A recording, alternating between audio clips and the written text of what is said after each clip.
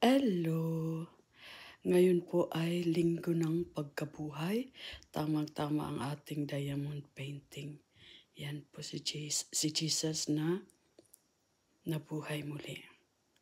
Happy Holy Week po. Happy Easter Sunday. Naway na pagnilay-nilay natin ang ating mga sarili para gunitain ang pagsakripisyo ni Jesus para sa ating mga kasalanan. Isang taon na naman po para makaiwas tayo sa mga kasalanan.